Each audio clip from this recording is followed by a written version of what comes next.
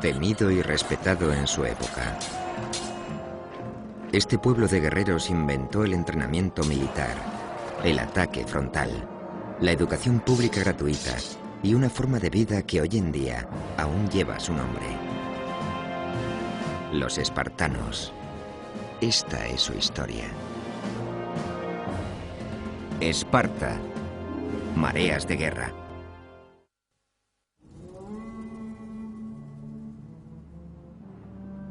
Desde el siglo VIII al V a.C., Esparta fue la envidia de la antigua Grecia.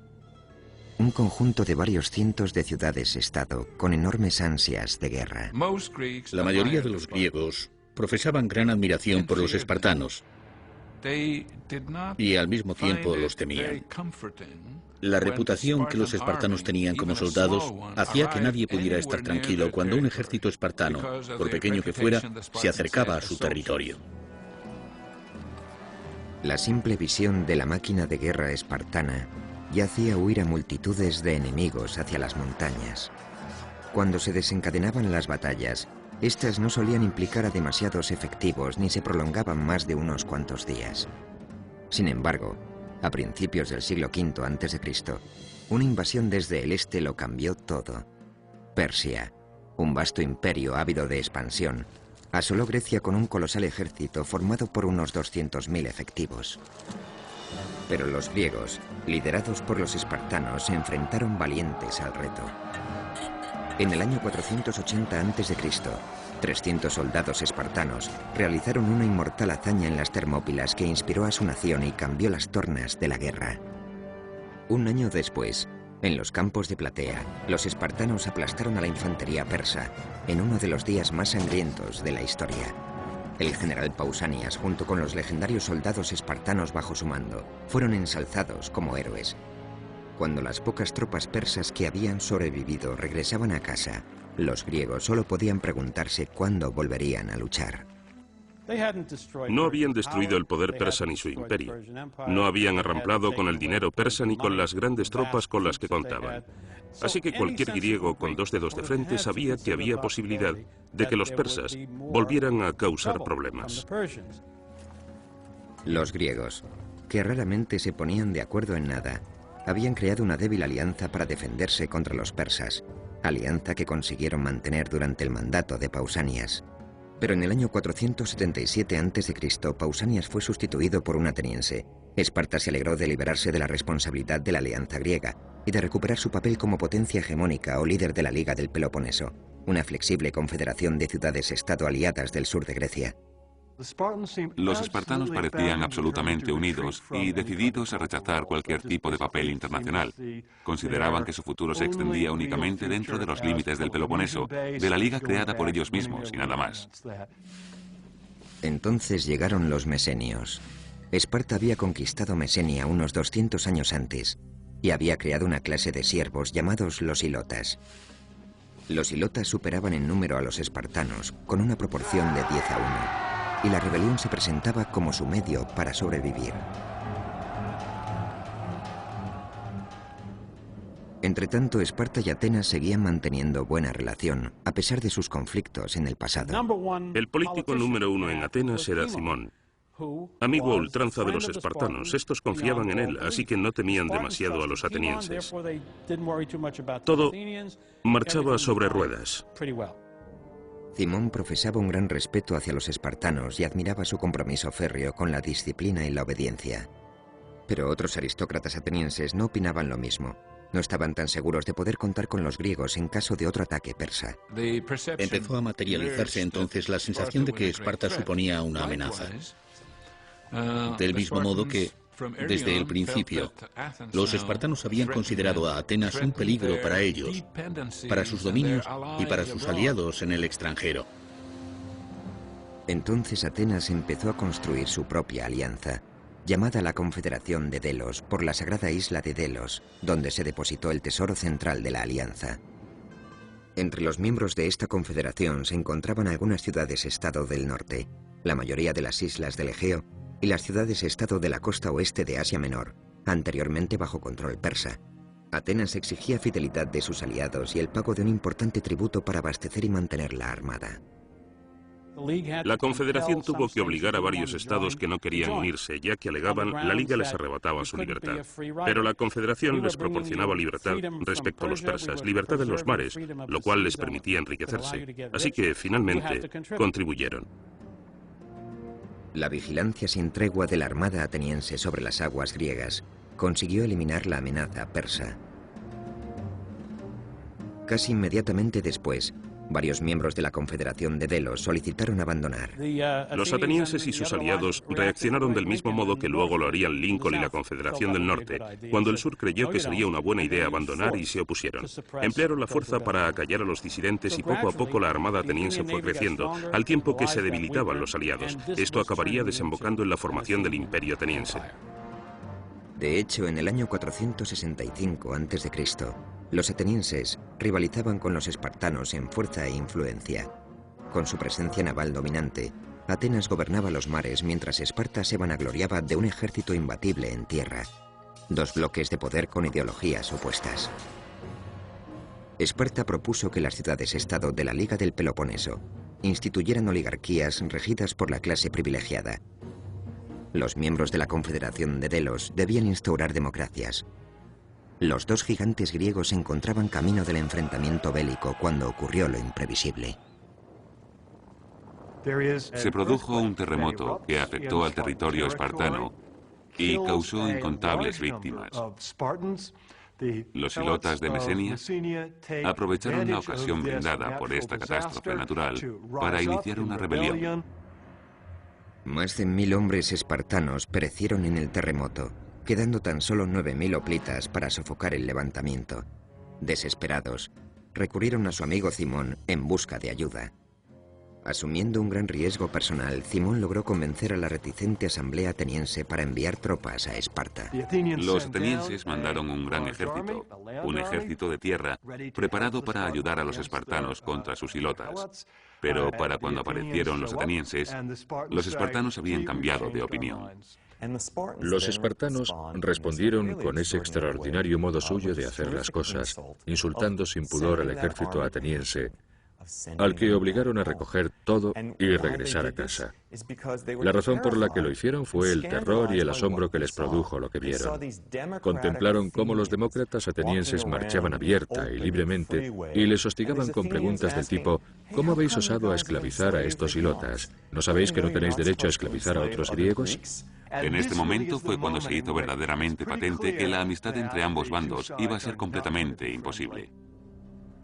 La humillación que supuso el rechazo de los espartanos indignó a la asamblea ateniense, cada vez menos influida por la línea tradicional de aristócratas. Cimón fue tomado como cabeza de turco y condenado al ostracismo de Atenas durante 10 años. En Esparta, la revolución mesenia se prolongaría durante otros 2 años. Finalmente, en el año 462 a.C., los levantamientos hilotas fueron contenidos, pero por el norte, donde Atenas continuaba su rápida expansión gracias a alianzas con Tesalia y Argos, los problemas seguían acechando.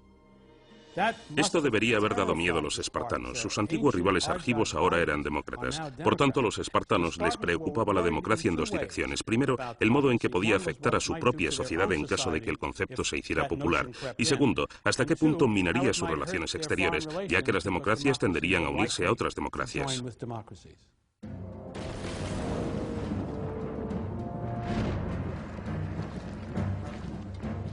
En el año 459 a.C. se produjo el enfrentamiento definitivo entre Atenas y Esparta. Sin embargo, la así llamada Primera Guerra del Peloponeso no llegaría a más que una serie de ataques y contraataques entre bandos opuestos. A veces las batallas fueron encarnizadas y se convirtieron en verdaderos enfrentamientos militares, pero en otras ocasiones se produjo un tipo de guerra fría que tan solo se manifestaba con pequeñas escaramuzas entre bandos. Nunca se desencadenó una guerra de verdad. Entretanto, el liderazgo pasaba de las manos de Cimón a las de un poderoso ateniense llamado Pericles. Pericles nació para la política y su dominio en Atenas sería absoluto durante los siguientes 30 años. Una de las tácticas principales de Pericles fue hacerse con el tesoro de la Confederación de Delos, cuyo control se depositó originalmente en manos de los aliados. A mediados del siglo V, los atenienses trasladaron de nuevo el tesoro desde Delos hasta Atenas. A mi entender, esto marcó el momento crucial a partir del cual se considera que los atenienses asumieron el control. Impulsado repentinamente por su poder, Pericles embarcó en un programa de construcciones públicas de escala, costes y magnificencia nunca antes vistos.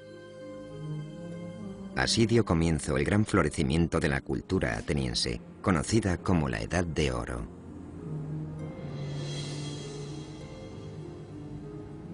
Como parte de este exhaustivo programa de construcción que no reparó en gasto alguno, lo primero que hizo Pericles fue prolongar las murallas de la ciudad hasta el puerto de Pireo, una medida destinada a contener cualquier asedio futuro. Pronto Atenas se convirtió en una isla de fortificaciones inquebrantables que importaba alimentos y suministros de Crimea y de Egipto y con una poderosa armada dispuesta para repeler cualquier intento espartano de amenazar las vías de suministro. Era un centro comercial, naval y militar. Siempre que siguieran manteniendo el control de Pireo y del acceso a su puerto, los atenienses tendrían asegurado el suministro de grano. Pericles también ordenó que empezaran las obras del complejo del templo en la cima de la Acrópolis, destruido 30 años antes por el avasallador ejército persa. Gran parte del optimismo de la cultura ateniense del siglo V se debe a la victoria sobre los persas que inicia el período clásico de la cultura griega, el período de la escultura heroica, de las tragedias de Esquilo, Sófocles y Eurípides, de las comedias de Aristófanes y de las historias de Heródoto y Tucídides. También productos de este tiempo son los brillantes filósofos Sócrates y Platón. Pero quizá la obra más deslumbrante de esta época sea el Partenón, o Casa de la Diosa Virgen. Alojada dentro de esta maravillosa estructura, se encontraba una gigante escultura en oro y marfil de Atenea, considerada el paladín divino del poder militar ateniense. De construirse hoy en día, el Partenón costaría más de 3 millones de euros. Este templo sigue irguiéndose como la obra maestra de la arquitectura griega. Bajo el inteligente mandato de Pericles, Atenas se convirtió en el centro intelectual y cultural de la vida en el Egeo. Una brillante ciudad de unos 60.000 habitantes que se levantaba en absoluto contraste con la sombría Esparta, donde la creciente influencia de sus vecinos del noreste empezaba a ser motivo de gran alarma. Creo que lo primero que pensaron los espartanos al contemplar cómo crecía el poder de Atenas fue en aniquilarla, acabar con ella, destruirla. No podían permitir que hubiera un poder superior a ellos, tener competencia. Así que a mediados del siglo V a.C., Atenas y Esparta, las dos ciudades-estado más poderosas de Grecia, iniciaron el camino que las llevaría a la guerra en toda regla. En el año 450 a.C., el equilibrio de poder se había inclinado desde Esparta hacia Atenas, que vivía a la sazón en pleno apogeo de la Edad de Oro. Sin embargo, este despliegue de lujo era observado por Esparta con temor y recelo. Los espartanos se sentían cada vez más amenazados por el creciente poder de Atenas. Los espartanos eran tradicionalmente un pueblo arrogante. Para ellos era de crucial importancia poder levantar la cabeza y sentirse los números uno. El no va más, sin que nadie pudiera hacerle sombra. Para demostrar su poderío, el ejército espartano invadió Ática en el año 446 a.C. y poco después, los atenienses ofrecieron una tregua. La tregua de los 30 años, que puso fin a la primera guerra del Peloponeso, fue ratificada por ambos bandos al año siguiente de acabar la guerra. Esparta se sintió satisfecha de volver a casa, así como le ocurrió a Estados Unidos en la Primera Guerra Mundial. Sin embargo, durante los 10 años siguientes, los atenienses siguieron hostigando a los miembros de la Liga del Peloponeso, prácticamente obligando a Esparta a abandonar su aislamiento. Los atenienses merodeaban por todas partes, por Macedonia, Tracia y las islas del mar Egeo, invadiendo pequeñas ciudades y asentamientos de la órbita de Esparta. Estas acciones se percibieron en Esparta como los primeros, pero inequívocos pasos hacia la invasión de la propia Esparta. Los corintios, unos de los principales aliados de Esparta, estaban plenamente convencidos de que Atenas pretendía romper la Liga del Peloponeso para convertirse en potencia hegemónica de todo el Egeo. Pero los espartanos se retiraban una y otra vez. No querían presentar batalla a los atenienses. No iba a ser una guerra fácil, y eso lo sabían con toda seguridad. Los atenienses contaban con una armada con la que ni siquiera podían imaginar enfrentarse. Esparta no estaba respaldada por una armada con fuerza suficiente para dar la talla. Constituir una armada en condiciones suponía grandes cantidades de capital, y los espartanos renunciaron a cualquier forma de dinero. Creían que llevaba a la desigualdad interior y a las tentaciones innecesarias desde el exterior. Ni siquiera contaban con sistema monetario propio. Y si consideramos una flota de unos 200 barcos tripulada por unos 40.000 hombres, aparte de los marinos, es decir, desde los hoplitas que sirven a la flota, eso supone un montón de bocas que alimentar. Los atenienses tenían un sistema para recolectar el dinero necesario para mantener la flota. Sin embargo, no era este el caso de los espartanos. Así que Esparta se mantenía recelosa, reticente a verse inmersa en una guerra. Pero fueron obligados a escuchar a los miembros de la Liga del Peloponeso, llamados a una reunión de urgencia en el año 432 a.C. Algunas ciudades denunciaron a Atenas ante los aliados reunidos en Esparta.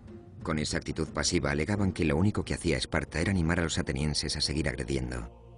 Por tanto, el descontento y la desconfianza surgieron junto con la sensación de que la única manera de solucionar todo esto era la guerra y que las negociaciones pacíficas serían inútiles. El objetivo declarado de Esparta, al romper la tregua de los 30 años, era liberar Grecia y devolver la autonomía a los estados griegos sometidos a Atenas. La estrategia de Esparta era sencilla: entrar en Ática e involucrar a los atenienses en una batalla en tierra. Así que movilizaron al que probablemente fuera el ejército más grande que la Liga del Peloponeso jamás hubiera desplegado, compuesto por unos 50.000 o 60.000 hombres. A finales de la primavera del año 431 marcharon hacia el norte a través del istmo y hasta la llanura de Megara, llegando finalmente a Ática. Esta era la fatídica máquina de guerra espartana tan temida por sus enemigos, y Pericles estaba decidido a evitar la batalla frente a frente. En su lugar presentó una estrategia de ataque por dos flancos, la ofensiva por mar y la ofensiva por tierra. Por el mar, la armada ateniense presentó batalla con 100 barcos de guerra llamados trirremes. Su misión, perpetrar ataques encubiertos sobre el Peloponeso. Por tierra, el plan de Pericles era más controvertido. De hecho, constituía un enfoque totalmente nuevo para afrontar la batalla.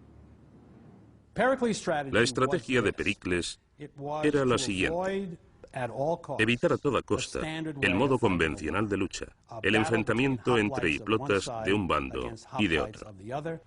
Pericles decidió evacuar los 200.000 acres de Ática y enviar a su población de granjeros con sus familias, quizá más de 100.000 personas en total, al interior de las murallas de Atenas y aguantar las invasiones partiendo de la premisa de que Atenas podía recibir suministros a través del mar. Tenían un puerto asegurado, unas resistentes murallas alrededor de toda la ciudad. Podían importar todos los víveres que fueran necesarios, así que podían mantener el control de su imperio. Y estaban capacitados para hacerlo porque podían recaudar dinero de su extenso imperio, podían mantener una flota, dominar los mares, todo era perfecto. Esparta no era tradicionalmente un pueblo que perpetrara asedios, así que no iban a ser capaces de derruir las murallas de Atenas. Pero sí practicaban el típico arte de la guerra griega, por el que se invade la tierra sagrada del enemigo. Eso constituye una afrenta a la virilidad, a la soberanía, al orgullo nacional. Así que derribas un par de olivos, quemas unos cuantos acres de grano y los enfurecidos granjeros salen encolerizados al ataque en mitad de la llanura, donde acabas con ellos y asunto terminado. Pero los atenienses no mordieron el anzuelo. En su lugar resistieron atrincherados dentro de la ciudad, protegidos por murallas independientes, incluidos los largos muros que se extendían casi 8 kilómetros a partir del puerto de Pireo. Los espartanos quedaron desconcertados ante esta actitud y prácticamente sin capacidad de respuesta. El sistema espartano estaba basado en el concepto por el que un ejército invadía un territorio, el otro le presentaba batalla y allí se mataban unos a otros. Frustrados, los espartanos prosiguieron con el pillaje a los campos de Ática, un área de más de 3.000 kilómetros cuadrados. Pero Esparta no estaba lo suficientemente preparada para reabastecer a un ejército tan grande, así que no podían plantearse siquiera quedarse esperando a que los atenienses salieran de su escondite. Un mes después de su llegada, las tropas recogieron todo y pusieron rumbo a casa. El primer año de su mandato, Pericles parecía un genio. En cambio, no se planteó la posibilidad de que una ciudad preparada para alojar de 75.000 a 125.000 habitantes podría no estarlo para dar cabida en los meses de verano a unos 250.000 o 300.000 habitantes. No contaba con un sistema de alcantarillado, ni con instalaciones para el agua, ni siquiera con viviendas suficientes. Sin embargo, el peor error de cálculo de Pericles no tenía nada que ver con la sanidad o la superpoblación. En lo que se equivocó fue en subestimar el efecto que tendría sobre la moral haberse comportado al fin y al cabo como cobardes. Esconderse detrás de las murallas, viendo cómo los espartanos llegaban sin hacer nada por evitarlo, iba totalmente en contra de los principios de los griegos, del código griego de la moral hoplita. Cuando los espartanos incurrieron en Ática el verano siguiente, la estrategia de Pericles era claramente entrar en la línea de fuego, sin que nadie pudiera prever lo que pasaría después. Atenas recibió el ataque de una terrible plaga, que acabó con aproximadamente un tercio de la población. Reflexionemos lo que esto significa. Traduzcámoslo en términos norteamericanos. Estaríamos hablando de unos 90 millones de personas. La plaga mortal, probablemente llegada en un barco de grano de Egipto, convirtió las calles de Atenas en pasajes del terror. La ciudad estaba plagada de hombres moribundos. Jóvenes y ancianos, ricos y pobres, cayeron todos víctimas de una plaga que no hacía distinciones. Por efecto de la plaga, Atenas quedó asolada y con ella su ejército y su armada entraron en un estado de confusión. De repente, el estado de Atenas dejó de parecer tan maravilloso. La plaga acabó incluso con su líder, Pericles. De la noche a la mañana, el hombre que tenía el plan ya no estaba para llevarlo a cabo.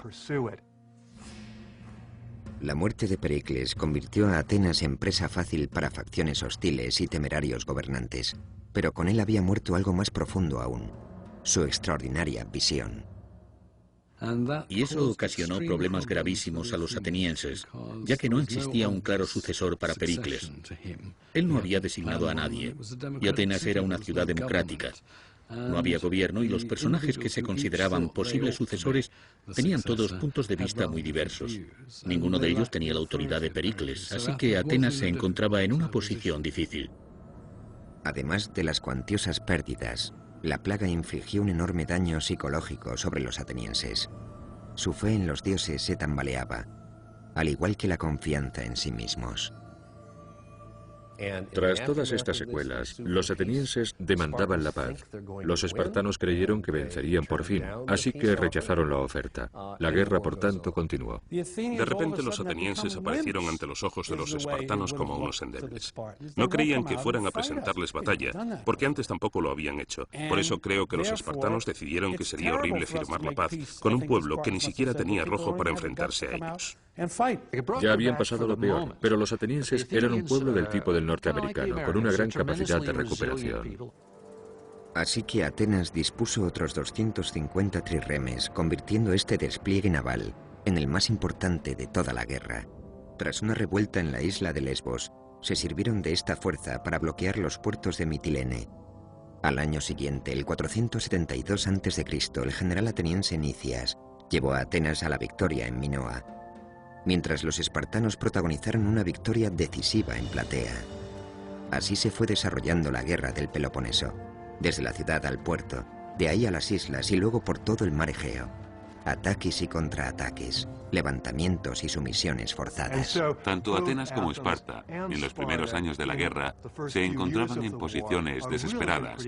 Ninguna de las dos se presentaba como candidata favorita a la victoria.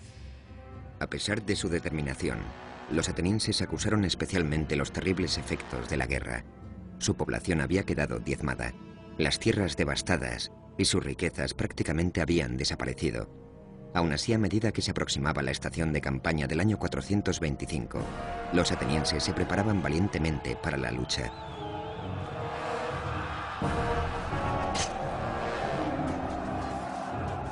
Aquel verano en Pilo, en la costa oeste de Grecia, los atenienses consiguieron una rendición sin precedentes de los 120 iguales espartanos, haciendo añicos con ello el mito cultivado durante tanto tiempo que defendía que no había fuerza ni hambruna capaz de conseguir que los espartanos dejaran las armas. Los espartanos estaban muy afectados por la pérdida de tantos efectivos y además nadie podía creerse que hubieran acabado rindiéndose. Era inconcebible, nunca antes había pasado. Así que lo único que pensaban era en borrar ese episodio de sus mentes, pero tampoco querían que todos aquellos hombres murieran. Finalmente, fueron estos rehenes los que impulsaron a los espartanos a rendirse. ¿Pero en qué términos? Después de 6 extenuantes años de guerra, ninguno de los bandos podía reivindicar una victoria absoluta. Esparta fue incapaz de liberar a Grecia del yugo del imperio ateniense, mientras que Atenas, por su parte, había fracasado en el intento de conseguir la seguridad absoluta, la verdadera razón por la que Pericles iniciaría originalmente la guerra. Las pérdidas en vidas, en sufrimiento y en dinero parecían haber sido en vano. Con el tiempo la inestable paz se vería de nuevo amenazada, y después rota con la aparición de uno de los personajes más interesantes e impredecibles de la historia. La humillante rendición de los espartanos en Pilo en el año 425 a.C. alteró completamente el curso de la guerra del Peloponeso. Esparta, con 120 prisioneros hoplitas en Atenas, no tenía más remedio que buscar la paz, según unas condiciones tremendamente favorables para Atenas, lo cual constituyó una victoria muy saboreada por los atenienses. Esparta jamás hubiera llegado a esto si no se hubiera producido lo que luego se produjo. Toda Grecia quedó conmocionada con la noticia.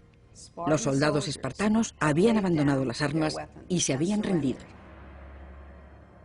De nuevo Atenas y Esparta se sentaban a la mesa de negociaciones, pero en esta ocasión el clima político favorecía la paz. Ambos bandos tenían poderosas razones para firmar la paz. Los atenienses habían perdido Anfípolis en el norte, una de sus principales ciudades con acceso a las rutas madereras y comerciales, lo cual además había causado la desestabilización de toda esa parte del imperio en general. Los espartanos habían perdido un significativo número de hombres capturados en el 425, hechos rehenes, tomados como prisioneros en Atenas. Sin embargo, la paz parecía difícil de conseguir, y enseguida volvieron a surgir las hostilidades. Mientras los dos bandos se encaminaban de nuevo hacia la guerra, Esparta amenazó con fortificar un puesto en Ática. Con 120 soldados espartanos todavía en prisión, era arriesgado, pero el peligroso farol funcionó, y los atenienses aceptaron sus condiciones. Los artículos del tratado, llamado la Paz de Nicias, pretendían ser vinculantes durante 50 años. La guerra terminó, y finalmente los desgraciados prisioneros espartanos fueron puestos en libertad. Teóricamente ambos bandos abandonaron las armas, pero fue una paz como la que luego existiría entre Rusia y Estados Unidos, más parecida a una guerra fría. Los conflictos volvieron a surgir inmediatamente. Varios de los aliados de Esparta se negaron a aceptar el tratado de paz, entre ellos Beocia, Megara y Corinto. La paz de Nicias tuvo que consolidarse mediante un acuerdo independiente entre Atenas y Esparta, y eso fue, en cierto modo, lo que la llevó a la ruina. Tanto aliados de Esparta por un lado como de Atenas por otro, empezaron a preguntarse qué tramaban Esparta y Atenas entre ellas, qué sabían ellas que el resto de las ciudades no supiera. En ambos sentidos, se produjeron continuas protestas. Entretanto, en Atenas estaba formándose un nuevo líder, un hombre al que le gustaba mofarse de la autoridad e irritar a los conservadores, un hombre que acabaría revelándose como uno de los personajes más relevantes de la historia. Su nombre, Alcibíades. Era un hombre tremendamente ambicioso, una combinación de JFK y el general Patton, una especie de precursor de Alejandro Magno, en el sentido de que procedía de una familia muy rica. Tenía una increíble ambición, fue un gran héroe militar, estudioso de Sócrates, etc. Su padre murió cuando él era un joven. Fue pupilo de Pericles, criado por él en su propia casa, y creo que eso resultó un factor clave. No hay que ser Freud para detectar la influencia que esto ejercía en Alcibíades, que dedicaría el resto de su vida a superar a Pericles, porque esa era su personalidad, poderosamente fuerte. Todos lo querían, hombres y mujeres. Fue definitivamente el hombre más popular e interesante de su época, y además todo un camaleón. Alcibíades era además un hombre sin escrúpulos y extremadamente persuasivo. Enseguida forjó alianzas con algunas ciudades-estado clave del Peloponeso, entre las que se cuentan Élide, Mantinea y Argos.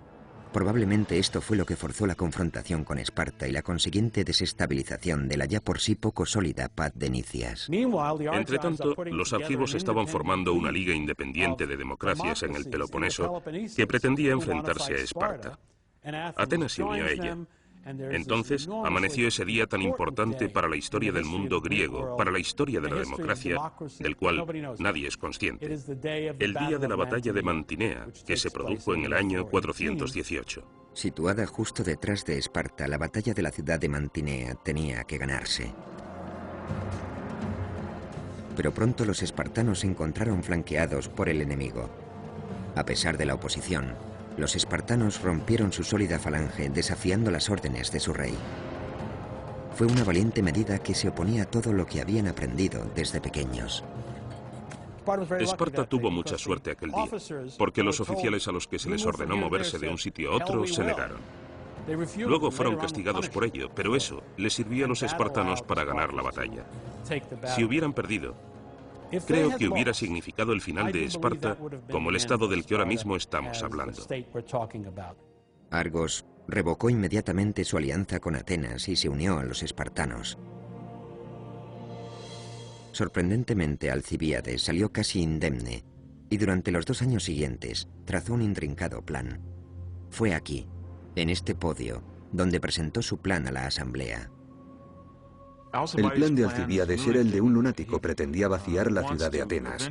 Se haría con una flota que finalmente contaría con 200 barcos y 40.000 hombres y que surcaría 1.287 kilómetros para lanzar un ostensible ataque sobre una democracia que era más grande que ellos mismos con el fin de convertirla en aliada de Esparta. El objetivo era Siracusa, situada en la isla de Sicilia, una zona de ricas y cultivables tierras e inagotables recursos minerales. Pero el popular Alcibíades no obtuvo ningún apoyo. Yo comparo a Alcibíades con Bill Clinton y Nicias con Bob Dole. Es decir, un hombre muy cauto y muy conservador, un espartano en Atenas, mientras que Alcibíades era el más ateniense de los atenienses y el más osado entre los osados.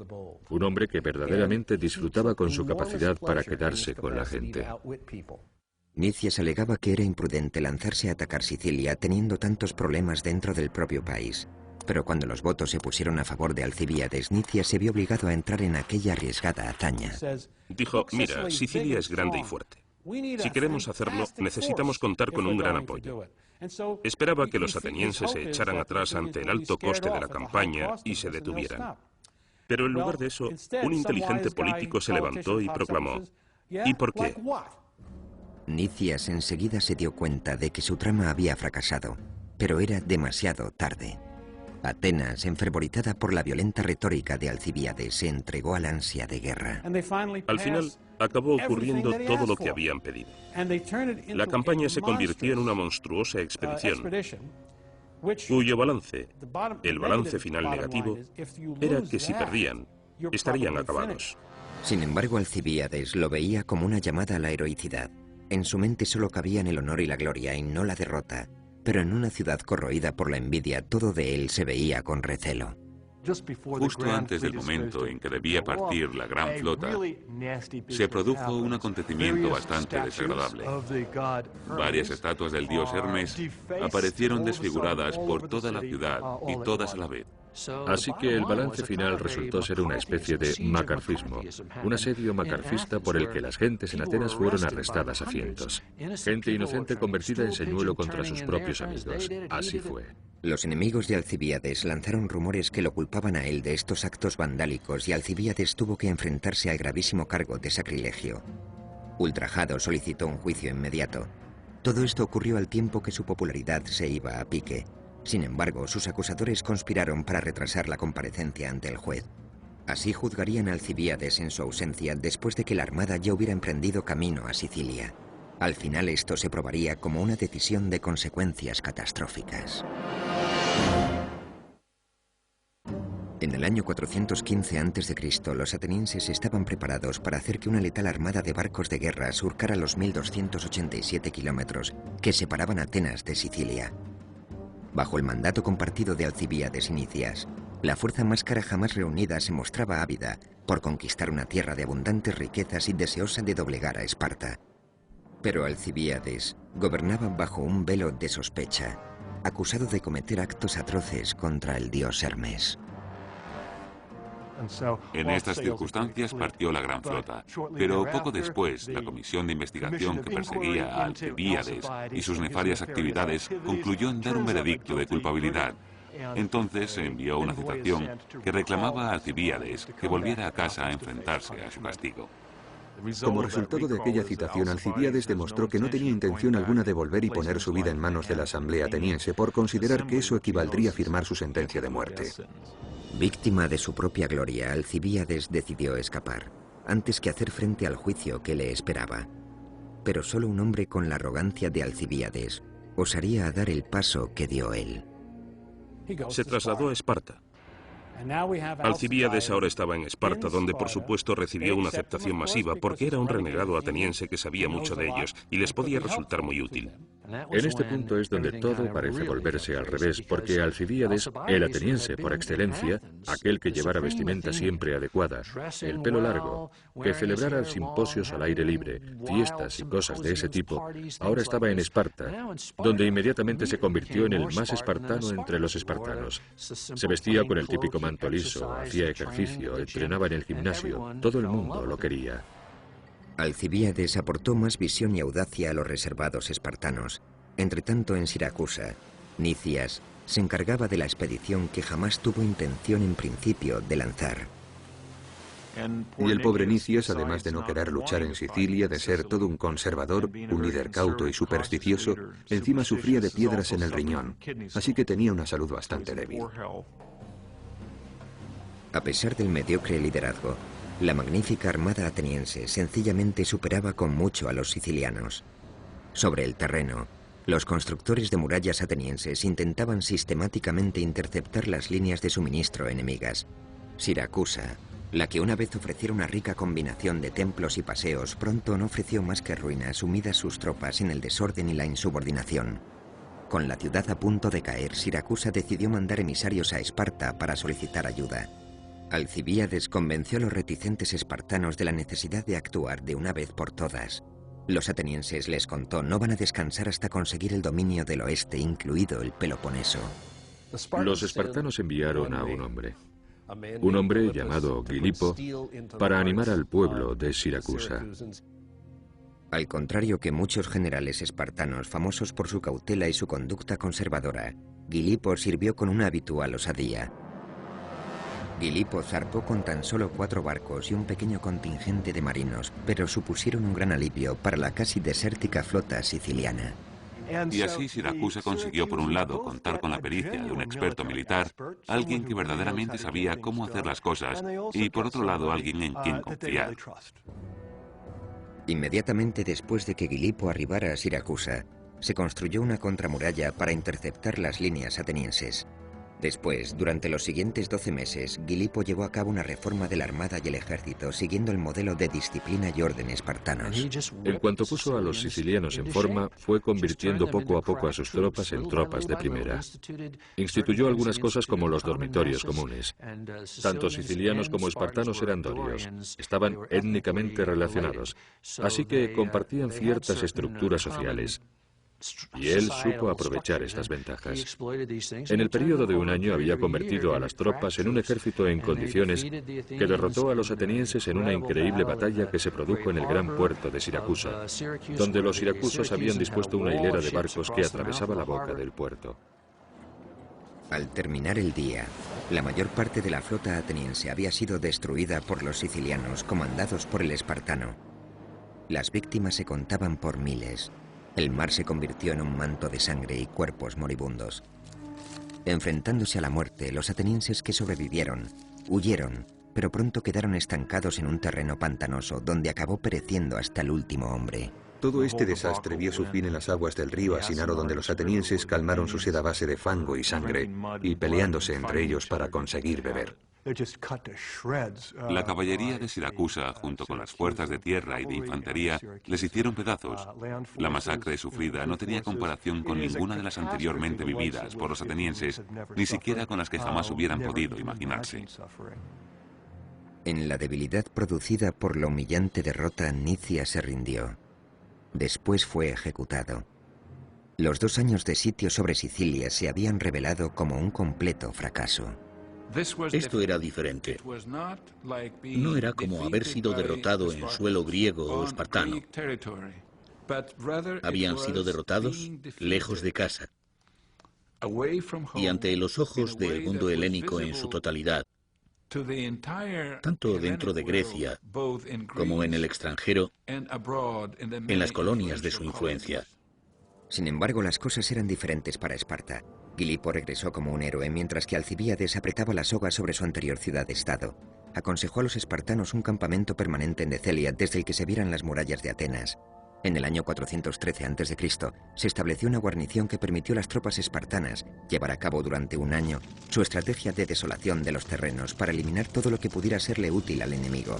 Atenas se vio obligada a recurrir a los alimentos importados, pero esta vez con una armada mucho más reducida para mantener su puerto abierto y libre. Todos en el mundo griego pensaron que había llegado el final. Se produjo entonces en el Imperio Ateniense un levantamiento general promovido por la rebelión de un estado tras otro. Alcibíades, siempre oportunista, entró a matar. Primero persuadió al gobernante persa, Tisafernes, para que financiara la campaña militar de Esparta, y después se apoderó de varios territorios que se encontraban bajo dominio ateniense. Y todo ello sin abandonar sus viejos trucos, y mientras mantenía relaciones nada más y nada menos que con la esposa del rey de Esparta, Timea. Alcibíades era un hombre al que no se le podía dejar solo. En Esparta se involucró en intrigas que le reportaron grandes enemigos. Los mismos que le dijeron al rey de Esparta, de misión en la guarnición de Decelia, que su mujer estaba embarazada. Cuando el rey Agis contó los meses que habían pasado desde la última vez que había visto a su mujer, los números no le cuadraron. Los enemigos de Alcibíades enseguida lo acusaron y le dijeron al rey que no hiciera la vista gorda ante la realidad. Supongo que al rey Agis no le hizo mucha gracia. Alcibíades tuvo que marcharse a toda prisa de allí para escapar de la mano segura del verdugo.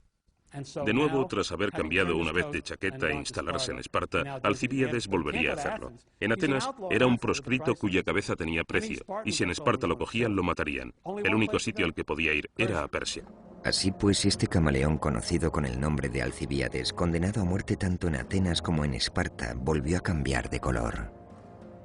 ¿Qué tipo de persona puede ir de un sitio a otro, desertando de su propio país hacia la tierra de sus peores enemigos y volver a desertar y cobijarse en otro territorio enemigo? Parecía que el destino no estaba de parte de Alcibíades ni los espartanos, pero el audaz general se guardaba otro as en la manga, una sagaz maniobra que superaba incluso sus propios límites. ¿Pero funcionaría? Durante más de 300 años, a los adversarios de Esparta les había sido suficiente con vislumbrar la hilera de mantos escarlata y escudos de bronce para abandonar las armas y huir.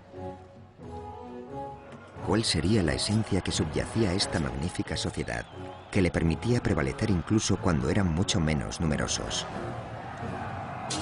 Para intentar hacerse una idea de la mentalidad del guerrero espartano, podemos remitirnos a uno de los últimos vestigios de esta sociedad, la poesía.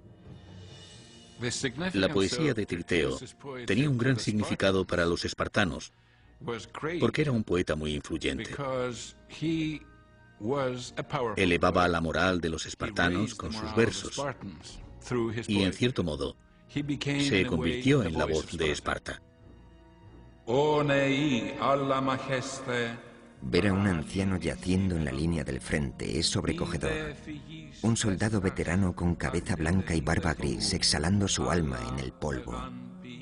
Una abominable visión, pobre del que lo contemple. Pero todo es bello si se trata de un hombre joven, que todavía posee la brillante flor de la juventud. Vivo, lo adoran los hombres y lo desean las mujeres. Y representa una de las estampas más magníficas cuando cae muerto en un ataque frontal. Dejemos que todo hombre extienda sus piernas, eche raíces en el suelo, se muerda los labios con los dientes y se agarre.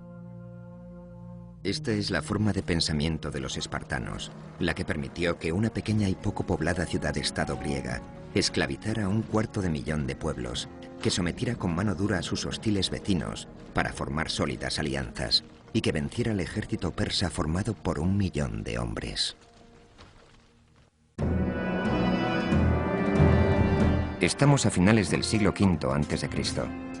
Esparta se ha involucrado en la guerra del Peloponeso para luchar por la supremacía sobre su enemigo más poderoso, el Imperio ateniense. Por vez primera en la historia, Esparta está contra las cuerdas. De las batallas anteriores habían surgido héroes y se habían derivado valores heroicos. Pero la guerra del Peloponeso acabó tanto con unos como con otros. Ciudades asediadas, rehenes masacrados, gente inocente asesinada. Fue la primera guerra moderna donde la nobleza tradicional se ignoró por completo. Para subsistir en este nuevo tipo de guerra, Esparta necesitaba una armada mayor y más poderosa. Y para conseguir tal armada, era imprescindible algo que Esparta nunca había tenido: dinero. Así que la recién nacida armada espartana tuvo que recurrir para su sufragio a la única potencia que despreciaba a Atenas más que los propios espartanos: Persia. Persia se planteó la posibilidad de firmar una alianza, pero fue disuadida por su nuevo asesor táctico, que no era otro que Alcibíades, el mismo que 2 años antes había sido el más acérrimo colaborador de Esparta. Siempre estaba forzando los límites. Hacía todo aquello que estaba prohibido. Era el tipo de hombre al que le gustaba poner a prueba su propia capacidad para solucionar lo que otras personas eran incapaces de afrontar. Habiéndose ganado la confianza de Tisafernes, el gobernador persa de Asia Menor, Alcibíades, el mítico ateniense convertido en espartano, pasaba ahora por su tercer bando en una guerra en la que solo había 2. Alcibíades insinuó a Tisafernes que lo que de verdad debía hacer era conseguir que tanto espartanos como griegos se agotaran, no prestándoles a los primeros el suficiente apoyo. Su política consistía en dejarlos luchar entre ellos, una táctica muy convincente para Persia. Sin embargo, los espartanos fueron capaces de recaudar fondos de otros gobiernos y particulares para construir su armada. A todo esto, Alcibíades seguía profesando cierta lealtad hacia Atenas, con lo que fue perdiendo la confianza de Tisafernes. Temiendo ser arrestado, Alcibíades abandonó Persia, pero solo para recuperar su influencia en Grecia. Alcibíades tenía un talento fuera de lo común. Había recibido una excelente educación. Era carismático e increíblemente rico. Todo lo que tocaba se convertía en oro, al menos durante un tiempo. Alcibíades volvió de nuevo su carismática mirada hacia Atenas, la misma ciudad de la que había sido expulsado 4 años antes. En el año 411 a.C., unos cuantos de los defensores que aún le quedaban volvieron a proponerlo como primer comandante del ejército ateniense. Aristófanes, en Las ranas, dedica una línea a Alcibíades que yo traduzco así: lo amaban, lo odiaban y no podían estar sin él. Al principio de su segunda etapa en el poder, Alcibíades parecía estar conduciendo a Atenas hacia la victoria. Aunque ahora la flota de Esparta era superior, Atenas defendió con tenacidad su imperio. Vencieron a los espartanos una vez tras otra. De hecho, los espartanos no ganaron una sola batalla hasta la de Notium, en el año 407 a.C., cuando Esparta, bajo las órdenes del almirante Lisandro, consiguió destruir un gran número de barcos atenienses. Pero la auténtica importancia de la batalla de Notium radica en que en ella se rompió algo más valioso: la alianza de Alcibíades con Atenas. Alcibíades estaba al mando de la flota en Notium y, por razones que desconocemos, la abandonó a su suerte, dejándola en manos no de otro general electo, sino del timonel de su propio barco. El timonel fue engañado para que presentara batalla a Lisandro en contra de las órdenes específicas de Alcibíades.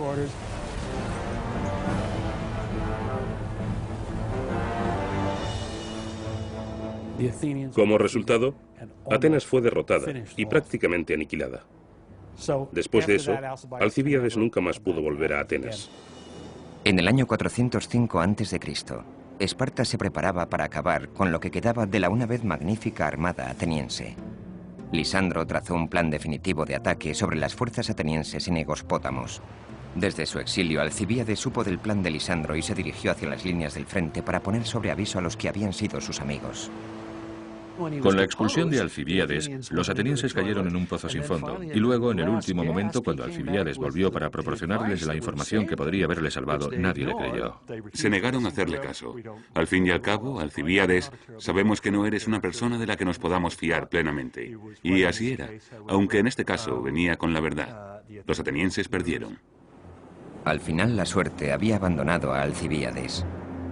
La derrota de Atenas lo obligó a esconderse y en el proceso le arrebataron casi todas sus riquezas.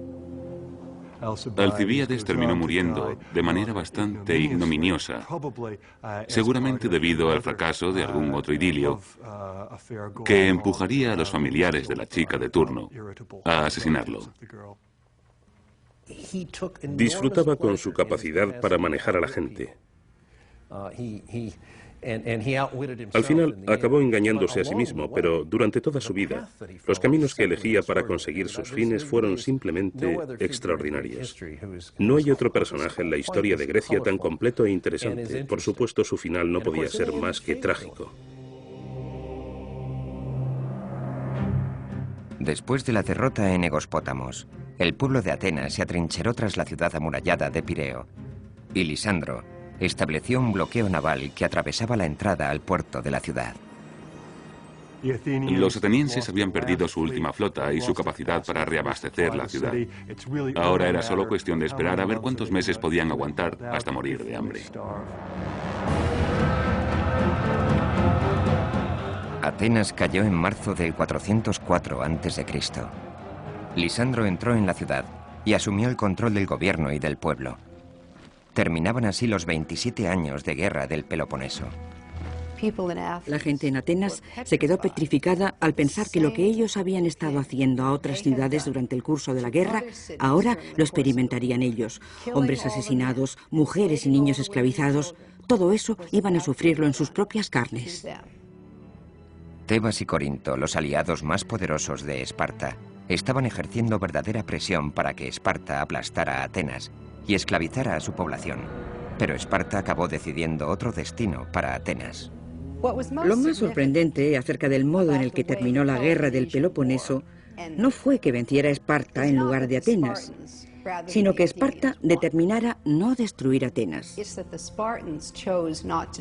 Ciertas personas en Esparta abogaban porque eso ocurriera, y eran muchos los atenienses que suponían que así sería. Pero salvar a Atenas no fue un acto de clemencia, sino de pura necesidad política. Los aliados de Esparta deseaban con todas sus fuerzas la aniquilación de los atenienses, pero Lisandro y los espartanos se dieron cuenta de que destruyendo Atenas, lo único que conseguirían sería un vacío de poder que sería ocupado por Tebas, con la que estaban empezando a surgir problemas. Para Esparta la cuestión era, si no destruimos Atenas, ¿qué hacemos con ella? El comienzo de una nueva era respecto a política exterior marcaría definitivamente el principio del fin de Esparta. Estamos en el año 404 a.C. Los 27 años de guerra del Peloponeso han acabado, y con ellos la edad de oro de Atenas. Como resultado de la guerra del Peloponeso, tenemos a toda una generación que no conoce otra cosa que no sea la guerra. Una generación entera que no ha podido emplear su talento en la arquitectura, ni en la literatura, ni en la planificación urbana. Así contemplamos los edificios inacabados de la Acrópolis. Asistimos a la decadencia paulatina de la tragedia, a la desaparición de los grandes historiadores. Los atenienses fueron también testigos de cómo Esparta se hacía con el control de su una vez gran imperio. Se llevaron la armada. Se dedicaron a destruir parte de las murallas para que no sirvieran más de defensa de ciertos lugares. Se acabó el imperio, el dinero y la flota. Tuvieron que convertirse en miembros de la alianza espartana. Los atenienses juraron tener los mismos amigos y enemigos que Esparta y acatar sus normas. En Atenas se instauró un nuevo gobierno cuya misión esencialmente era convertir la democrática ciudad-estado en una mini Esparta. Esparta se propuso reemplazar allí donde pudo las democracias por oligarquías. Los espartanos consideraban que los regímenes democráticos eran demasiado propensos a las guerras, inspiraban demasiado entusiasmo popular, eran demasiado desordenados y estaban demasiado expuestos a ideas externas. Las condiciones de paz impuestas por Esparta a Atenas incluían el establecimiento en esta última de un régimen oligárquico regido por 30 atenienses proespartanos que acabaron conociéndose con el nombre de los 30 tiranos. La toma de Atenas constituyó el primer intento de Esparta de construir una nación y se reveló como un funesto fracaso. Bajo las órdenes de Lisandro, mucho más capacitado como almirante que como diplomático, los así llamados 30 tiranos iniciaron una campaña de terror contra las fuerzas antiespartanas dentro de Atenas. Llevaron a cabo actos atroces. Se produjo la peor guerra civil que jamás había vivido Atenas. Mataron a unos 1.500 atenienses, una cantidad sorprendente si tenemos en cuenta que el número de varones atenienses de clase media en aquella época rondaría los 20.000 o 25.000. Fue un episodio tan sangriento que los exiliados demócratas atenienses que volvieron a Atenas para recuperar su ciudad recibieron el apoyo del mismísimo rey de Esparta. El rey Pausanias, a la sazón uno de los gobernantes de Esparta, era tradicionalista y se oponía rotundamente a Lisandro y, por tanto, a todo lo que estaba pasando. Es obvio que lo que ocurría no era otra cosa que un conflicto entre gobernantes. En solo unos meses, la victoria sobre Atenas había dividido irremisiblemente a Esparta, forzado al resto de Grecia a tomar posiciones y obligado a cometer una absoluta masacre con los neutrales.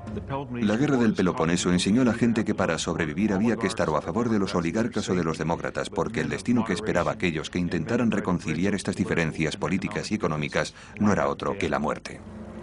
Fue una victoria pírrica en el más amplio sentido de la palabra, una guerra en la que nadie ganó. Atenas perdió la guerra y con ella su imperio. Nunca volvería a ser tan rica como lo fuera antes de la guerra del Peloponeso. Pero lo más curioso es que, aunque Esparta fuera la vencedora, quedó igualmente devastada. Resultaba muy irónico pensar que en el mismo momento de su victoria, los espartanos estaban asentando las bases para su propia decadencia. Después de la instauración de la oligarquía en Atenas, Lisandro favoreció la toma del mayor número posible de ciudades-estado que anteriormente hubieran pertenecido al imperio ateniense.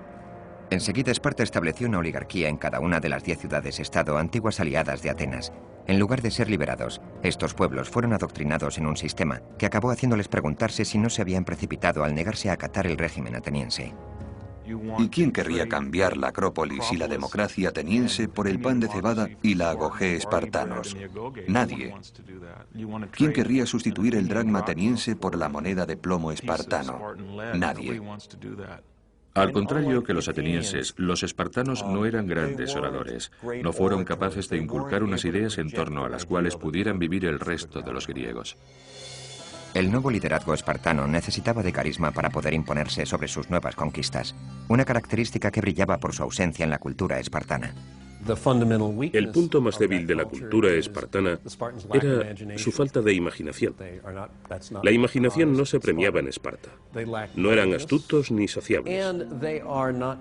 Trataban al resto de los griegos como perros, porque el concepto que tenían de sí mismos era el de una raza aparte, una raza radicalmente superior a las demás. Fueron muchos los generales y líderes espartanos que partieron a ultramar y emplearon la brutalidad con los pueblos a los que debían someter. Lo que el mundo griego había conseguido era sustituir a un líder imperial progresista por un grupo de brutales y matones comandantes espartanos.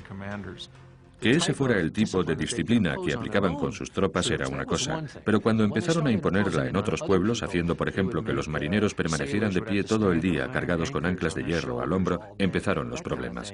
No se hicieron muy populares precisamente. Llegados a este punto es cuando, en mi opinión, debemos reflexionar sobre el entrenamiento de un joven espartano. Después de todo, fuera de la unidad, ¿quién importaba? El mundo era un lugar que debía ser explotado para el beneficio de la gente que importaba. Y esta era exactamente la filosofía con la que los espartanos trataban a los egeos. Actuaban simple y llanamente por instinto, modo que rápidamente los llevó a verse involucrados en nuevas guerras con sus propios aliados. Una brutal e imperialista Esparta empeñada en asumir el control del mundo griego no era la razón por la que los aliados espartanos lucharon durante los 27 años de guerra del Peloponeso. Esparta estaba preparada para prosperar y ser la siguiente potencia imperial. Y eso les resultaba muy extraño a los aliados espartanos, que habían pensado en Esparta como en su libertadora, en la ciudad que iba a crear un Egeo libre, libre del Estado imperial ateniense. Sin embargo, los espartanos no lo veían así. Ellos consideraron esta como su oportunidad definitiva para conseguir lo que querían. La primera ciudad-estado que se rebeló con éxito contra la hegemonía espartana fue la primera que había caído, Atenas. En el año 403 a.C., los atenienses regresaron a Pireo y lideraron una fructífera revuelta contra los 30 tiranos de Lisandro. Aristóteles escribió que no tiene demasiado sentido crear una cultura basada únicamente en los valores marciales, ya que existe ese concepto, la paz, con el que periódicamente se tiene que tratar. Pero los espartanos no comprendieron el mensaje. Se podía contar con que una vez que ganaban la guerra, iban a perder la paz. No pasó un año entero, dentro del siglo IV, en el que los espartanos no se las compusieran para distanciarse de alguien que antes había sido su aliado. Tenían un don especial para ello. El error fatal que cometieron los espartanos en los años que siguieron a la guerra del Peloponeso fue subestimar la importancia que tenía en mantener a los aliados satisfechos. Ninguna ciudad-estado en Grecia, no importa cuál fuera la grandeza de su capacidad militar, podía dirigir el mundo griego sin el apoyo de otros estados aliados. Además, debía mantener siempre vigilado a su gigantesco vecino de la esquina, Persia. Esparta tenía que idear un modo de conservar la amistad de todos esos estados. Y en vez de eso, lo que hacía era alejarse cada vez más de ellos. La receta infalible para el desastre. Rápidamente, Esparta se las compuso para suscitar el odio de sus dos aliados más importantes y hasta el momento más fieles, Tebas y Corinto. Enseguida se abrió una brecha entre ellos y algunos de sus aliados con demasiado poder como para ignorarlos. Tan solo una década después de su gran victoria, Esparta volvió a verse envuelta en una guerra. Pero en esta ocasión, la invencible máquina de guerra espartana quedaría hecha añicos y sin reparación posible. Alrededor del año 398 a.C., vientos de cambio soplaron en la capital espartana. El rey Agis, que había apoyado y defendido la nueva visión imperialista de Esparta, falleció. Su hermano, Agesilao, asumió el trono de Esparta. El rey Agesilao, imperialista consumado, quería dominar Grecia.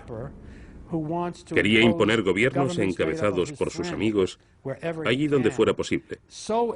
Así que alienó tanto a los griegos y sobre todo a los tebanos, que consiguió hacer despertar en Tebas el odio por Esparta. Tebas había sido siempre un firme aliado de Esparta. Situada en la región conocida como Beocia, Tebas había sido un aliado estratégico en la guerra del Peloponeso. Esparta se sirvió de Tebas para conquistar Atenas, pero sin que Esparta lo supiera. Tebas se sirvió de la guerra para hacerse poco a poco más fuerte y poderosa. Los tebanos se quedaban con todas las riquezas encontradas en el campo. Más aún, en el transcurso de la guerra, los tebanos empezaron a sentirse en la cumbre como potencia militar y pensaron que podían unirse a Beocia. Además, los tebanos emplearon los días de decadencia de la guerra para crear un gobierno nuevo y más potente. Mientras la guerra del Peloponeso seguía su curso, se estaba produciendo una revolución milagrosa en Tebas por la que la clase conservadora de pequeños terratenientes rurales se conformó en una sociedad democrática que caló en toda la población. Para Esparta, el concepto de una Tebas democrática tan cerca de Atenas se presentaba como una perspectiva poco halagüeña. Cuando recibieron las noticias de lo que estaba ocurriendo entre la ciudadanía de su aliado, Esparta aplicó la que aparentemente constituía su única forma de política exterior. Más que apaciguar a los tebanos y compartir el poder con ellos, los espartanos fueron a la yugular e intentaron hacer de Tebas su esclava, aplastar su democracia y destruir su independencia. Esparta perpetró brutales ataques contra Tebas e intentó derrocar a su gobierno, provocando así una reacción violenta que no solo se basaba en el antiespartanismo, sino en una corriente democrática. Entonces se creó un ejército nacional tebano de 10.000 hoplitas con capacidad física, entrenamiento y formación estratégica tan eficaces en cualquier aspecto como los de Esparta, y con el agravante de que estaban resentidos contra ella. El ejército tebano estaba bajo mando de Epaminondas, un hombre más inteligente que ningún otro que hubiera ocupado anteriormente su puesto, y que tuvo un gran impacto en el futuro de Esparta. Era un grandísimo general que empleó tácticas nunca utilizadas anteriormente. Al principio, el rey Agesilao de Esparta ni se inmutó, y fue capaz de mantener la oligarquía en pie. Pero con cada batalla que Agesilao ganaba, Esparta perdía algo más importante. A largo plazo, acabó esquilmando los recursos de Esparta, perdiendo un significativo número de hombres en la batalla y ayudando a formar a los tebanos en el nuevo orden de guerra que emergería en esta época.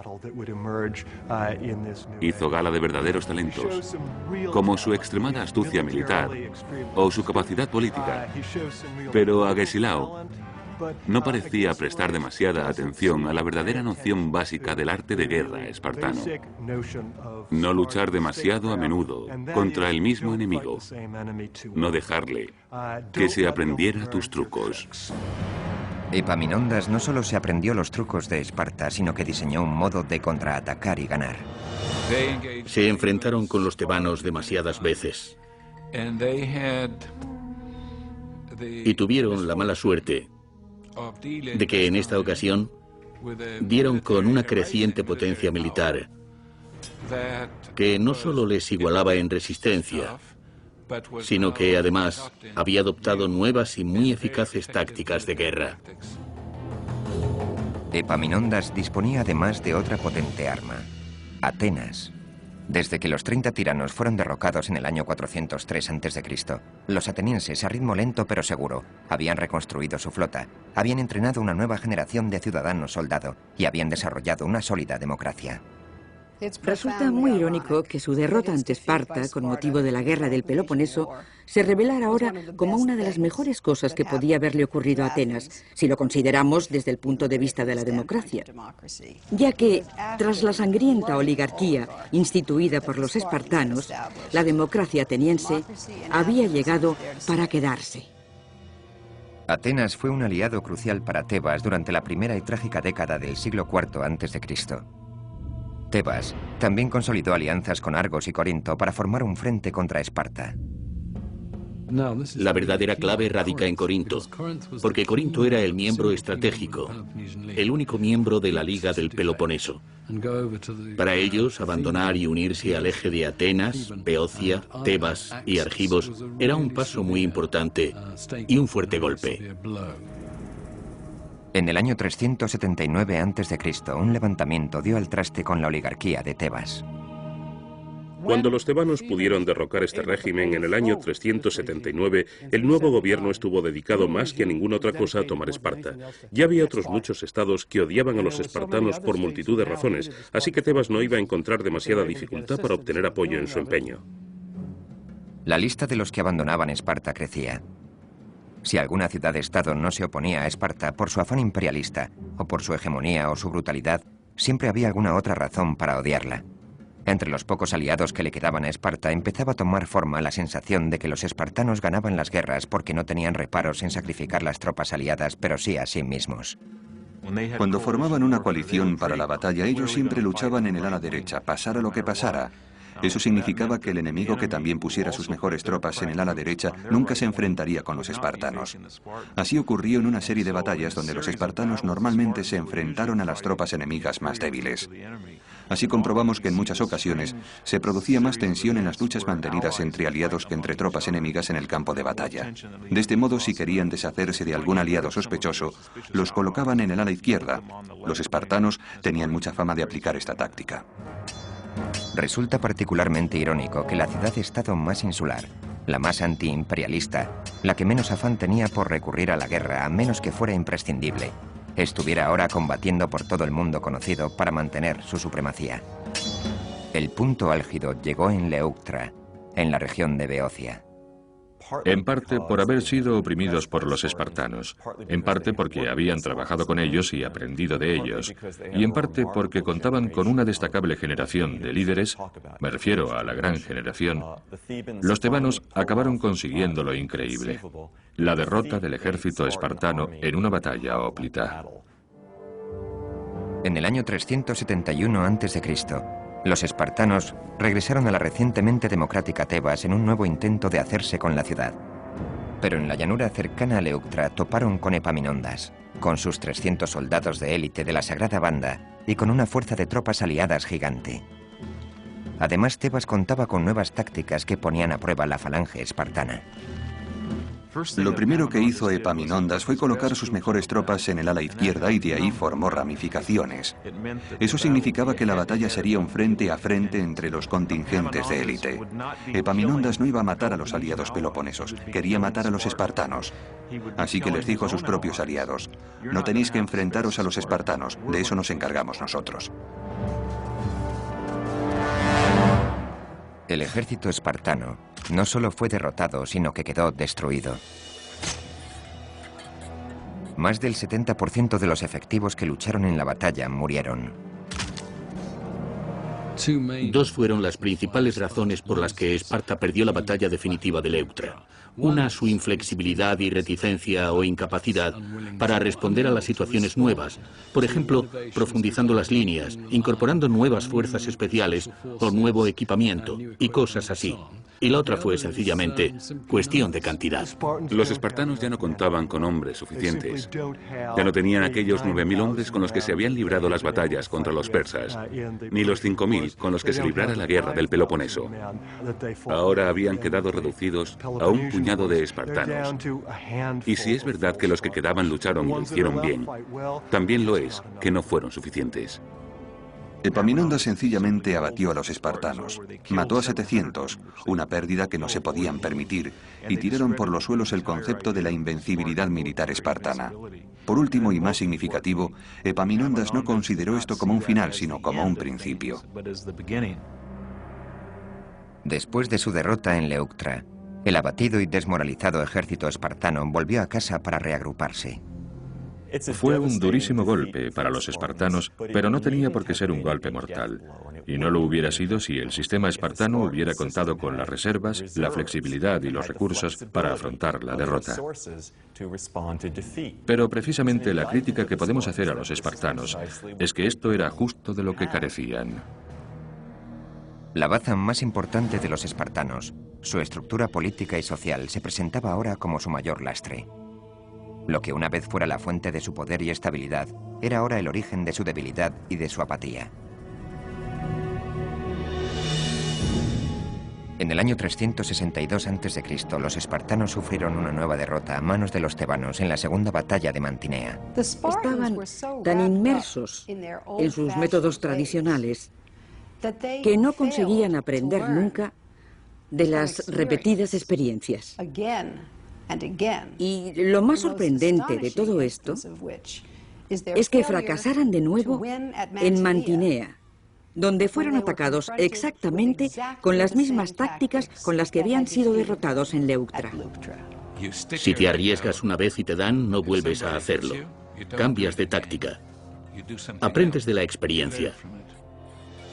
Pero a Esparta no se le daba bien innovar. El conservadurismo formaba parte de su carácter. Más valía malo conocido.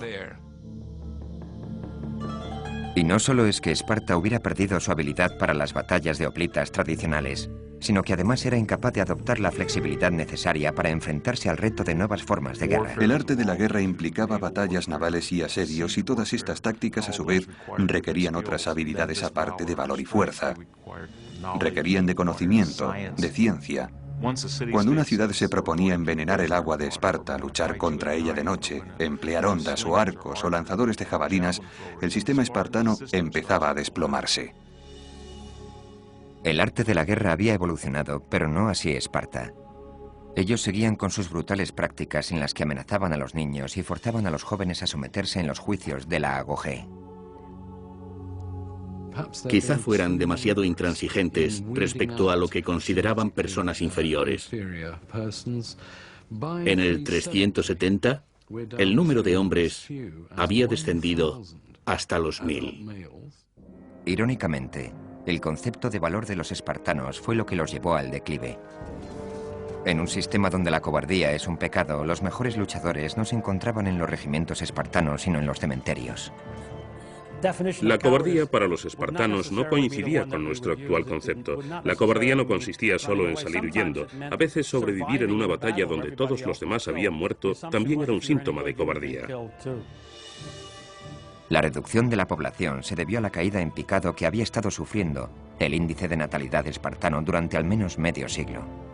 Seguramente aquellas visitas nocturnas a hurtadillas, que acarreaban castigos si eran descubiertas y que por tanto no serían muy frecuentes, podrían haber disminuido las oportunidades de producir descendencia y contribuido a la fatal caída que con el tiempo sufrió la población espartana.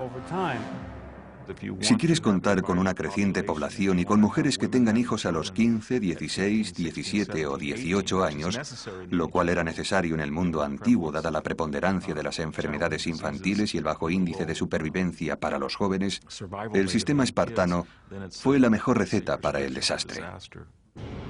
Aunque se produjo una reducción preocupante del número de soldados de élite, el sistema espartano propiciaba aún más la pérdida de categoría. Era muy fácil que te degradaran, mientras que ascender resultaba prácticamente imposible. Podían degradarte por no haber sido capaz de proporcionar comida para todos los compañeros de unidad, por temblar en la batalla o por un sinfín de pecados sociales. Además, no había forma humana de recuperar la categoría. Así que Esparta creó un peligroso tipo de población flotante, que era espartana de nacimiento, espartana de formación, pero que había sido privada de su ciudadanía espartana. Estaban deshonrados en una sociedad donde el honor lo era todo, y constituían un problema. La terrible culpa que puede achacársele a Esparta es que permitiera que esto ocurriera, que no estuviera dispuesta a dar el cambio ideológico y que no se comprometiera a reclutar nuevos miembros de élite. Todo esto nos hace pensar en un Estado que quizá no estuviera en contacto del todo con la realidad. Entonces, por vez primera en su larga historia, Esparta fue invadida y se vio obligada a defenderse en su propio territorio.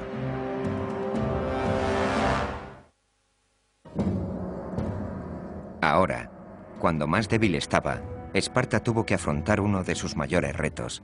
A Epaminondas, el visionario general tebano, se le había ocurrido un nuevo plan: reformar el mapa del Peloponeso cortando el poder de Esparta desde su origen. No solo estaba interesado en acabar con la potencia física de Esparta, sino que pretendía destruir el mito de la superioridad espartana, porque este era el golpe necesario para acabar la fosa de Esparta. Comprendió que Esparta no podía seguir existiendo como tradicionalmente lo había hecho si los ilotas obtenían la libertad. Hasta entonces habían dependido absolutamente de la actividad agrícola de los ilotas para mantener el ritmo del sistema. Sin Mesenia, Esparta perdería los recursos que la habían convertido en una primera potencia. Con el apoyo de la alianza de Tebas, Atenas y Corinto, Epaminondas inició la fase primera de su plan para destruir Esparta. A principios del año 369 llega Mesenia y anuncia a sus ciudadanos que han dejado de ser ilotas para recuperar su antiguo estatus como ciudadanos griegos libres e independientes.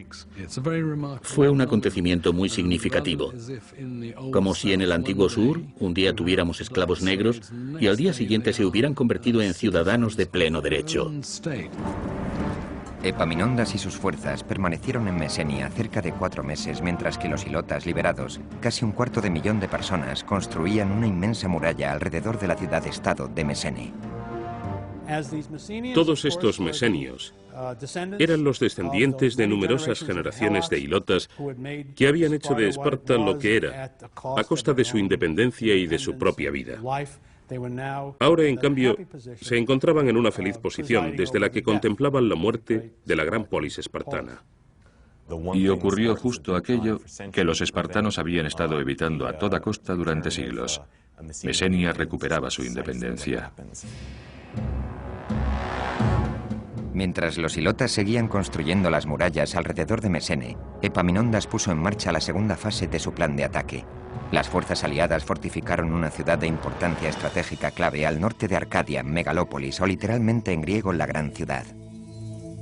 Era esta otra poderosa y rica ciudad fortificada en manos de un pueblo que tenía todas las razones para temer al resurgimiento de Esparta.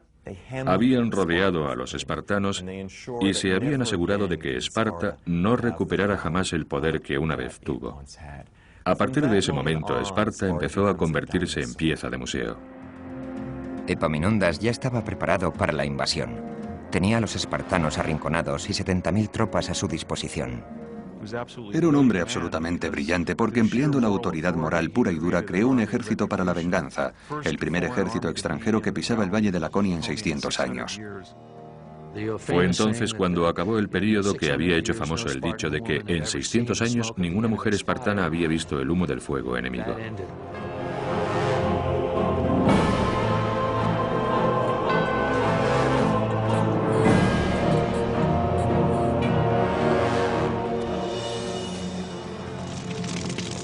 En respuesta, Esparta hizo lo que nunca antes había hecho. Se replegó y se relegó a sí misma al papel de potencia de segunda categoría dentro del mundo griego. La corriente de la historia iba en contra de Esparta, la demografía iba en contra de Esparta, la geografía iba en contra de Esparta, y la suerte de Esparta tocó a su fin al toparse con un hombre como Epaminondas. Tras la liberación de Mesenia en el 370 a.C., Esparta nunca recuperaría el grado de poder que una vez ostentó dentro del mundo griego. Cayeron por su propio peso. Habían vivido en una especie de invernadero, en un entorno herméticamente cerrado de virtud autorreforzada. Pero no habían sido vacunados contra la corrupción y las tentaciones que trajo el éxito. Mientras otras ciudades-estado reivindicaban el primer plano, Esparta no era más que la sombra de sí misma, y fue convirtiéndose en un museo viviente. De hecho, durante la época de los romanos, Esparta fue una especie de parque temático donde líderes como Adriano se acercaban para observar a sus habitantes y admirar sus ahora pintorescas costumbres. El gran historiador Tucídides dijo que las futuras generaciones mirarían hacia Atenas pensando que ésta había sido 10 veces más importante que lo que fue, y a Esparta creyendo que su importancia había sido 10 veces menor. Los espartanos tenían poco que mostrar al mundo o que dejar para la posteridad, porque sus casas eran sencillas y sus templos aún más. Una vez consumido el poder de Esparta, poco más había digno de admiración. Por su parte, Atenas no solo sobrevivió, sino que permaneció allí para que todo el mundo la admirara. Pero los espartanos sí dejaron su legado, e incluso antes de que su estela se hubiera esfumado para siempre. Los pensadores atenienses rescataron los aspectos más nobles de la sociedad espartana aplicándolos en sus propias ciudades-estado. Fueron los pioneros del gobierno constitucional, de los controles y de los balances. Sentaron un precedente que siguieron el resto de los griegos. En muchísimas ciudades griegas se produjeron horribles guerras civiles, pero nunca en Esparta. ¿Cuál fue su secreto? Los antiguos historiadores no llegaron nunca a un acuerdo, como tampoco hemos llegado nosotros. ¿Era la democracia, la oligarquía, una combinación de ambas? El caso es que hubo algo que le permitió subsistir durante un largo periodo de tiempo e inspirar una tradición de teoría política muy enfocada a la estabilidad. Son verdaderamente considerados como el ideal de virtud de la civilización griega, a la altura de Sócrates, Xenofón y Platón. La república estaba en gran medida basada en el sistema de gobierno espartano. Ellos representaban lo que las cosas debían ser.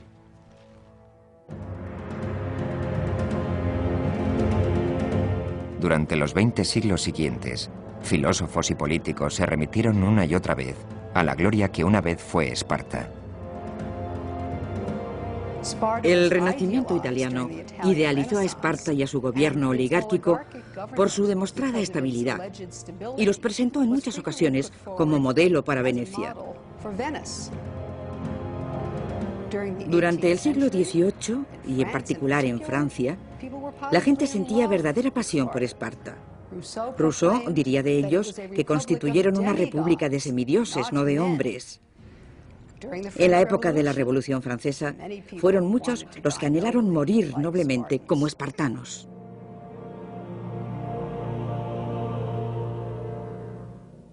Durante la Revolución Norteamericana, Esparta fue la inspiración de todos aquellos que luchaban por crear un país democrático y estable. Thomas Jefferson llegaría a declarar que había aprendido más leyendo la historia de Tucídides que los periódicos locales.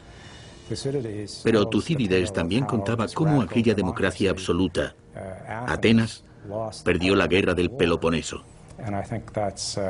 Por eso creo que Jefferson y los demás redactores de nuestra Constitución tomaron como modelo a Esparta y no a Atenas.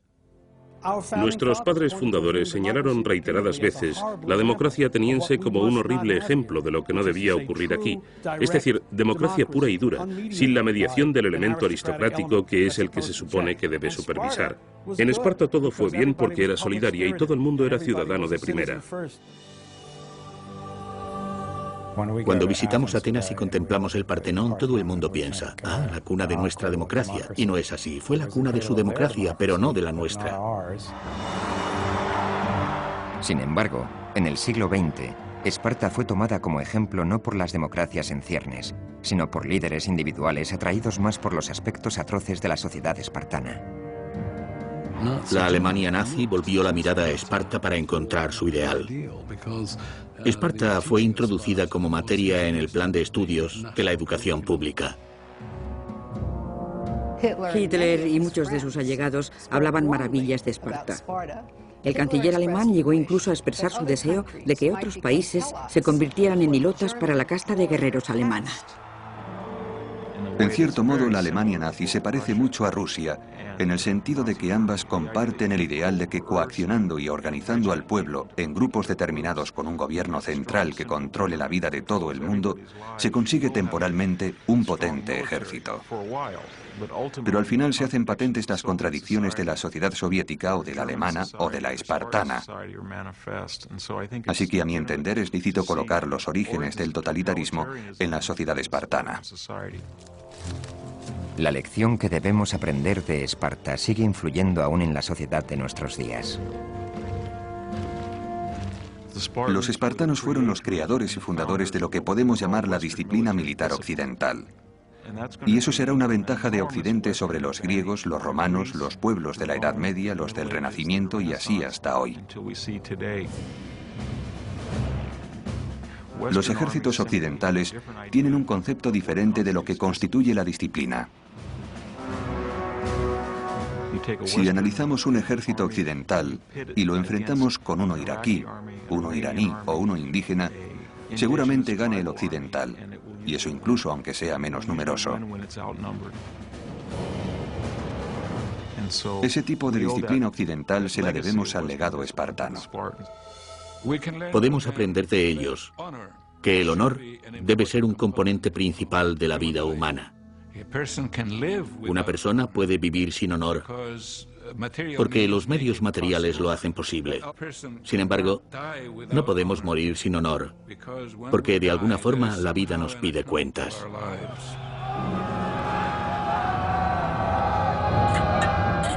Pero la grandeza de Esparta se ve manchada por el terrible precio que miles de personas tuvieron que pagar a cambio de los logros espartanos. Tuvieron que renunciar a todos los aspectos humanos necesarios para el funcionamiento decente y digno de las personas. lo cual les proporcionó excusas para comportarse de manera cruel, egoísta e intolerante. El precio al que consiguieron alcanzar la superioridad, el honor a costa de la libertad, incluso de su propia libertad, es una burla de lo que el desarrollo humano necesita. Podemos decir que al final, Esparta tuvo lo que se merecía. Las sociedades modernas cuentan con una gran ventaja: la perspectiva histórica que les permite tomar lo mejor que Esparta puede ofrecer y deshacerse del resto.